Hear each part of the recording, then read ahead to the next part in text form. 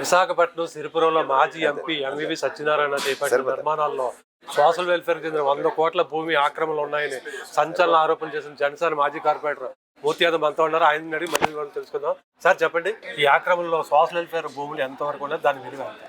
3600 గజాలు survey number 75/4లో ఉన్నటువంటి social welfare బాలికల వసతి గృహానికి చెందినటువంటి 100 కోట్ల రూపాయలు చేసేటువంటి ఆస్తి ఇవాళ ఎంవివి పీక్ నిర్మాణం పనులు ఏవైతే చేపడుతున్నారో నిర్మాణ పనుల కబ్జాలో ఉందని చెప్పి సాక్షాత్తు ఇవాళ ఎంఆర్ఓ గారు ఇచ్చినటువంటి రిపోర్ట్లోనే క్లియర్గా డాక్యుమెంట్స్ మెన్షన్ చేసి ఉన్నారు.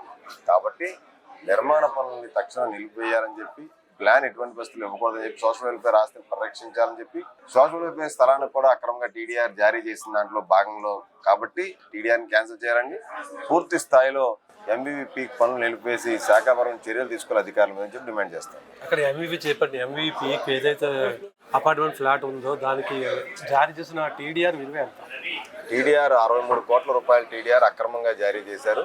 కేవలం 10 డాక్యుమెంట్ల యొక్క ల్యాండే ఎఫెక్ట్ అవుతుందని చెప్పి చెప్తున్నప్పుడు ఎంఆర్ఓ గారు సర్వే రిపోర్ట్ ఏవైతే ఉన్నాయో దానికి 18 కంపెనీలతో గిఫ్ట్ డీడ్ ఎందుకు ఇవ్వాల్సి వచ్చింది, అయినా కానీ సోషల్ వెల్ఫేర్ స్థలాన్ని కూడా టీడీఆర్ ఎలాగా ఎంవివి పీక్కి దినకర్ త్యాగరాజన్ పేరుతో ఇస్తారని చెప్పి మేము అడుగుతా ఉన్నాం. అక్కడ క్రైస్తవ స్థలం పరిరక్షణ కోసం మీరు కొంతకాలంగా పోరాటం చేస్తారు. ఆ నేపథ్యంలోనే ఇప్పటి డిప్యూటీ సీఎం పవన్ కళ్యాణ్ అప్పుడు వచ్చి పరిశీలించి స్వయంగా వెళ్ళినప్పుడు ఆయన కూటమిలో కీలక స్థానంలో ఉన్నారు. అధికారం చేపట్టిన కూటమి ప్రభుత్వం వచ్చి ఇప్పుడు 2 ఏళ్ళు అవుతుంది. ఎందుకు చర్యలు చేపట్టారు?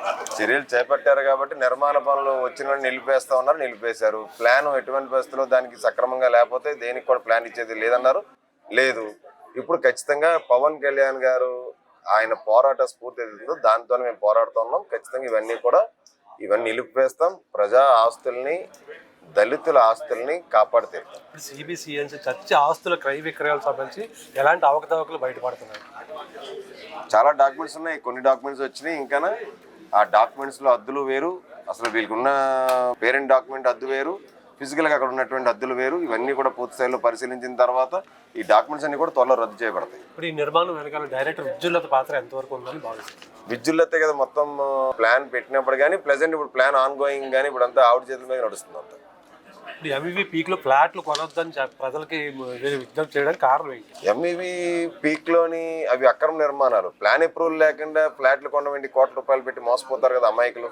అందుకే కదా కొనొద్దు అంటాం. ప్లాన్ అప్రూవల్ వచ్చిన తర్వాత, పూర్తి స్థాయిలో అనుమతులు వచ్చిన తర్వాత ఏ నిర్మాణంలో ఎవరైనా కొనొచ్చు.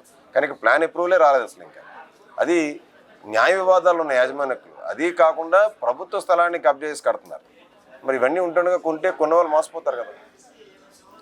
విన్నారు కదా, ఎన్నో అవినీతి అక్రమాలతో చేపట్టిన ఎంవివి పీక్ నిర్మాణాల్లో దానికి వ్యతిరేకంగా పోరాటం సాగిస్తారని పీతల మూర్తి యాదవ్ చెప్తున్నారు. అయితే ఈ ఎంవివి పీక్ అపార్ట్మెంట్ లో ఫ్లాట్లు కొనుగోలు చేస్తే మోసపోక తప్పదని మూర్తి యాదవ్ కూడా హెచ్చరిస్తున్నారు. వీడియో జర్నలిస్ట్ ప్రేమ్తో శ్రీనివాస్, VB7 TV, విశాఖపట్నం.